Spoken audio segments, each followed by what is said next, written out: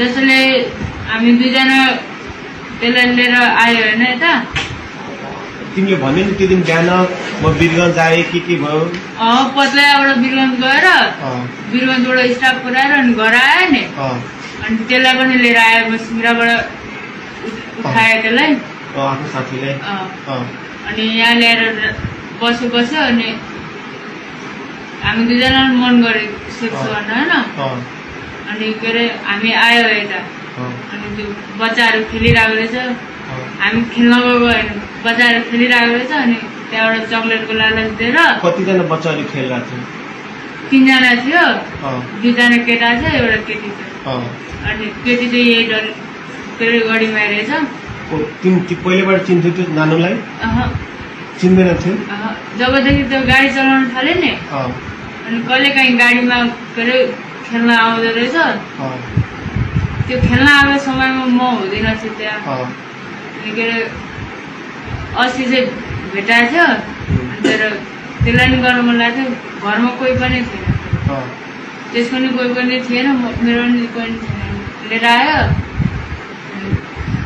जति मन गर्यो। चक्लेट किन्यो अनि त्यो त्यहाँबाट भन के भयो? चक्लेट किनेपछि अनि त्यसलाई लिएर गयो।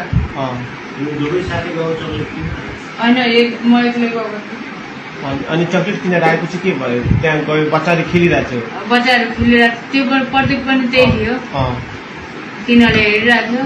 म चक्लेट किनेर आएँ, अनि चक्लेटको लालच दिएर लिएर गयो त्यसलाई। अनि दुईटा भाइहरूले के गर्यो? त्यो भाइहरूलाई त थोरै थर्काउनु बित्तिकै रुँदै घर पुग्यो। अनि के अरे चक्लेटको लालच दिएर गएपछि अनि हामी गयो त्यो घरमा। त्यो घर कसको घर थियो? खोइ त्यो कसको घर थाहा छैन। अनि के अरे हामी यताउता हेऱ्यो, मान्छे छैन भनेर होइन, मान्छे थिएन। म आएँ, म पहिला सुरुमा छिरेँ होइन। अनि पछि केटी छिर्यो, बहिनी छिर्यो, अनि पछि लास्टमा प्रतीक छिर्यो होइन। अनि म जबसम्म मन भएन नि तबसम्म गऱ्यो त्यसले गऱ्यो। म यत्तिकै हेरेर बसिरहेको। मेरो त एकचोटि उयो गर्नु बित्तिकै निक्लिहाल्यो। अनि के अरे त्यसले जति मनसम्म गऱ्यो। कति रस्सीहरू बाँधेको थियो नि त्यो बेला?